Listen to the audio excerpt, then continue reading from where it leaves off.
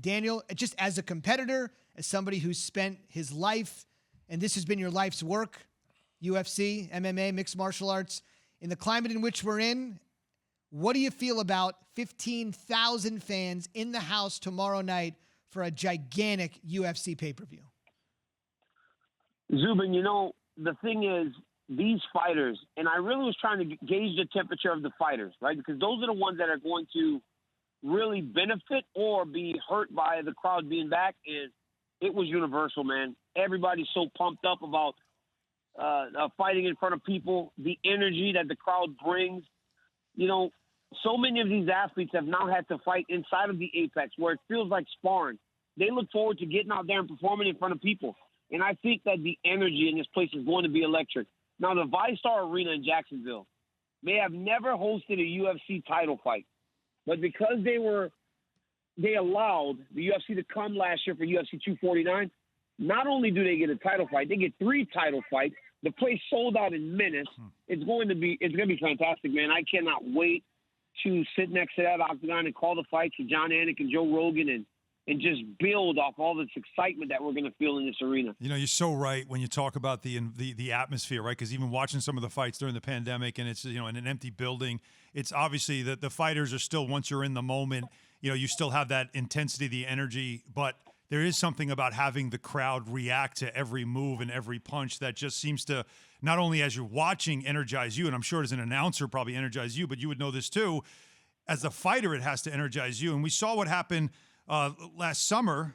Is having that crowd, could that be more important to Masvidal considering how critical this fight is for him? There are certain guys that I think play off the crowd more. Jorge Masvidal knocked out Ben Askren in 5 seconds, and the roof got blown off of the T-Mobile Arena in Vegas. When you're fighting a fight like he had last time with Kamaru Usman, and he's clinching you the whole time, you don't hear what you would expect from the crowd. If they did that fight in front of 15,000 tomorrow, they would just get booed so much that it may make the referee break them. It may get restarts. There may be a lot of different factors that play into the fight if they're in front of a full house. Now, with this full house tomorrow, if they spend as much time in the clinch as they did last time, they're going to get booed out of Jacksonville, and they both live in Florida. They may never be welcomed back to Florida if they don't fight a better fight than we saw on Fight Island last year. So the crowd does impact the fighters, but also the officials, because these referees do react. They're human. They would have stopped all the clinch work in the first fight and made those guys stand a little more, which would have guaranteed a more explosive fight. We all know about the main event, but what other fights on the card could surprise us all on Saturday? Oh, man. Outside of the other 2 title fights, Zhang Weili defending her belt against Rose Namajunas, Valentina Shevchenko defending her belt against Jessica Andrade. Those are great. But Chris Weidman, the former UFC middleweight champion, is fighting Uriah Hall. Uriah Hall, they're both from New York. There's a rivalry built in state. They fought 10 years ago on the local scene. And Chris Weidman beat Uriah Hall for the first time, broke his undefeated streak. And I'm telling you, they don't like it. Uriah Hall has made this a Bronx versus Long Island thing. He said Long Island doesn't even belong to New York. So he's attacking Weidman's hometown and everything.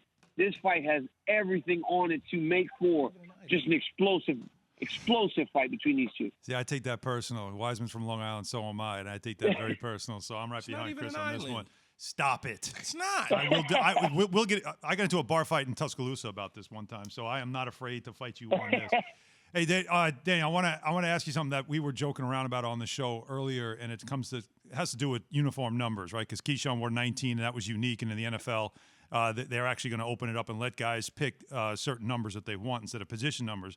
I know when fighters don't have numbers, but if you had to pick a number, if you could wear a number, because Keyshawn says your number says a lot about your personality.